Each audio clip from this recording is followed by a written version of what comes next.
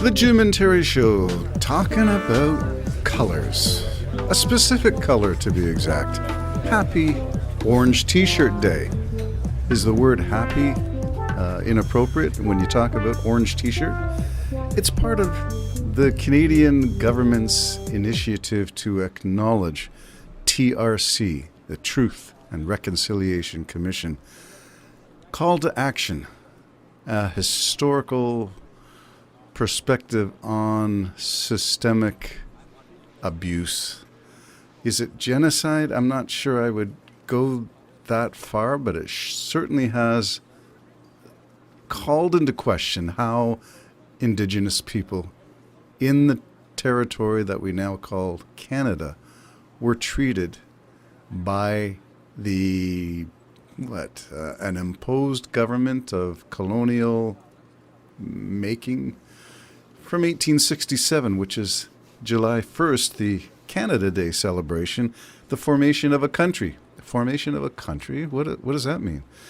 It just means that it was a political decision to make a political entity with political borders, and it had an impact on people who were here before the British, the French, before other waves of European immigration. Who were here before and who could not deal with the white tide of European settlement. It became a sheer numbers game, and the numbers were on the settlement side of things, which meant First Nations traditional hunting ground, traditional occupation, traditional villages were often bumping into the needs, the land claims, the arbitrary British acre concession lines,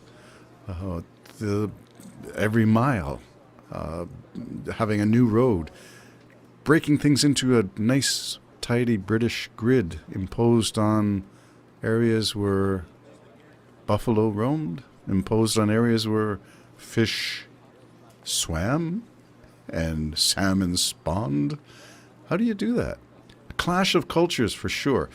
So National Orange T-shirt Day is designated to be September 30th, which for me is an auspicious alignment of history, of maltreatment, and my own passage through this life, that being a birthday.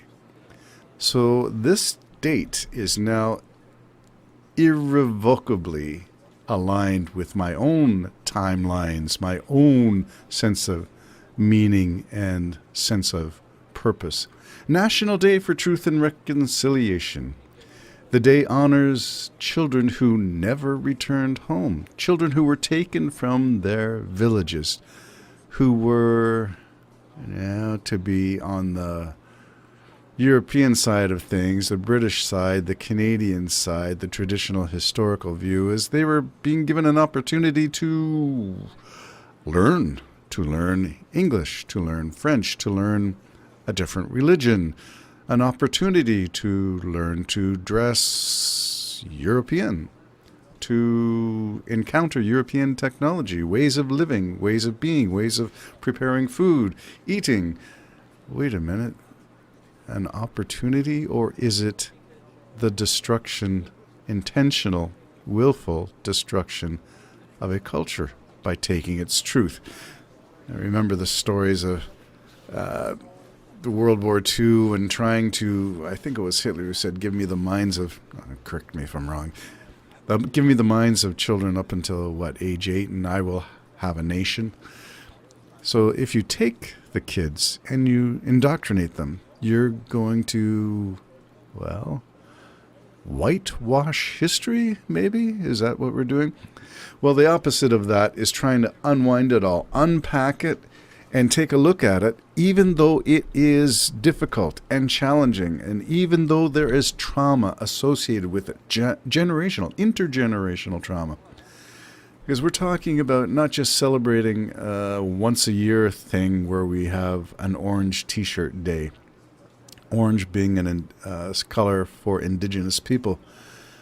What it really does is talk about remembering what would amount to a destruction of a culture, because we're talking about 140 schools, residential schools. So the kids are taken from their villages, from their settlements, and carted off, literally in a wagon cart or in boats, and taken to a school where they would live.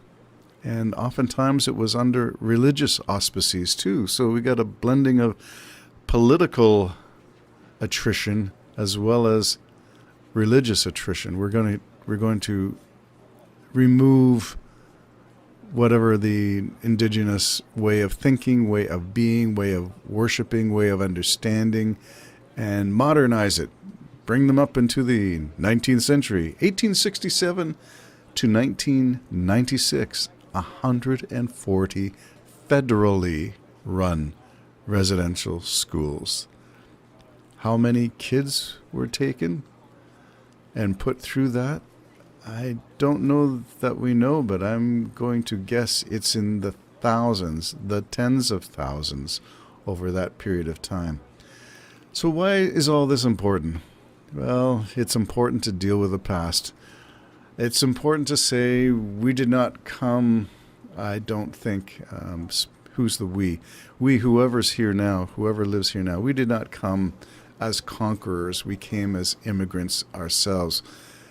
And if we knew then what we know now, yeah, there's no way of going back and dealing with that. But there is a way of moving forward, and that's to not bury the past. Literally, we're trying to uncover the past in this Truth and Reconciliation Commission, 94 recommendations.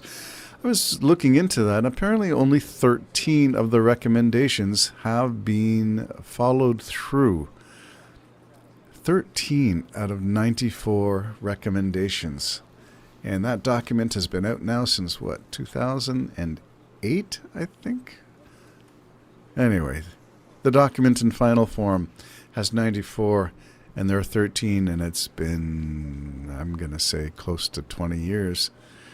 And I'm wondering, I'm wondering how long it's going to take to really dig in, or is it there's some lethargy? People, okay, we did it. We got orange. We got T-shirts. We got First Nations motifs. Yes, we're aware of where the cultural centers are for First Nations people. Yeah, in our area of the province, Curve Lake Reserve is down the street.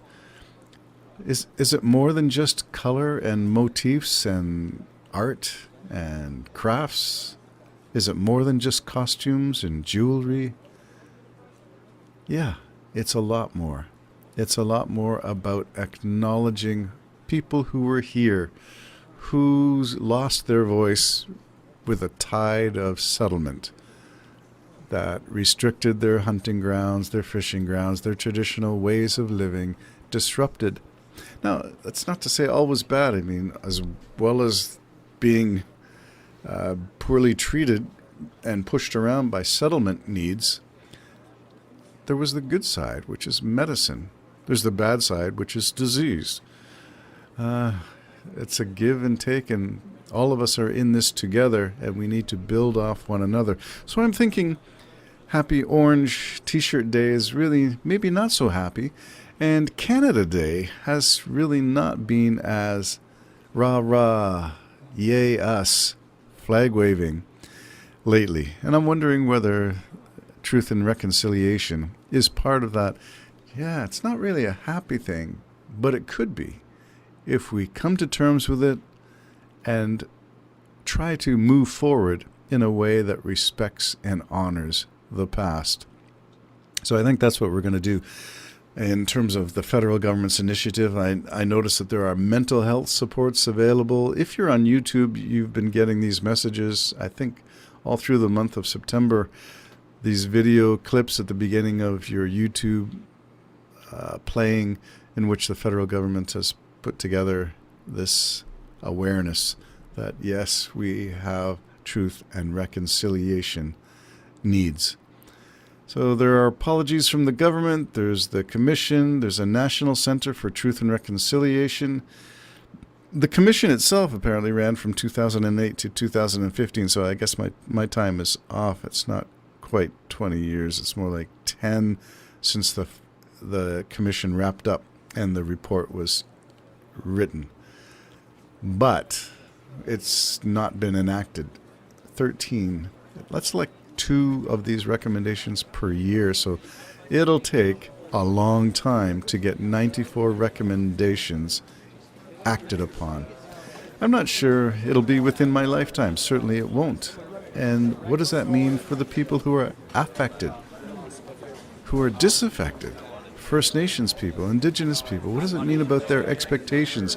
Will there ever be a place where First Nations are equals at a table of political negotiation? I don't want to bring politics into it, but it may depend on whether you're a Liberal, NDP, Green, Conservative, or People's Party. I'm not sure where the Bloc fits into all this. That's another investigation I'll have to do. Anyway, join the conversation about First Nations. Write what you're thinking about all this, because there's a lot. Some people don't even believe that the unmarked graves in residential schools are legitimate. Ground-penetrating radar is fake science. People aren't doing proper archaeology. They've never unearthed the graves. Are there actual children buried in these unmarked graves on these residential school sites? Or is that all a sham? Wow, that's a controversial claim. I think at this point the science is on the side of truth and reconciliation. And for the government to act upon it, it has to be more than hearsay, I would hope. Orange T-shirt Day. Did you wear one? Do you have any First Nations paraphernalia, beads, artifacts, something that says, whenever I look at this, I am reminded there is a sordid history in Canada's past. Let's deal with it. Jim and Terry signing off. Bye-bye.